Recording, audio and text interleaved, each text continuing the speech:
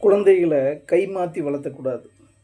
எப்படி அப்படின்னா, கொஞ்ச நாளைக்கு சித்தப்பா வீட்டில், அப்புறம் கொஞ்ச நாளைக்கு பெரியப்பா வீட்டில், ஒரு 5வது வரைக்கும் சித்தி வீட்டில், இப்படியெல்லாம் வந்து மாறி மாறி ஒவ்வொரு ரிலேஷன்கிட்டேயும் கொஞ்சம் கொஞ்ச நாள் அவங்க வந்து அவங்களுடைய லைஃப்பை ஷேர் பண்ணுவாங்க. அப்படி வந்து சர்வைவல் பண்ணுற குழந்தைகளோட ஆக்டிவிட்டீஸ் வந்து ரொம்ப டிஃப்ரெண்ட்டாகவும், ரொம்ப ஹைப்பர் ஆக்டிவிட்டீஸாகவும், பிடிவாதம் உள்ள குழந்தைகளாகவும் பிற்காலத்தில் மாறுறதுக்கு நிறைய வாய்ப்புகள் இருக்குது.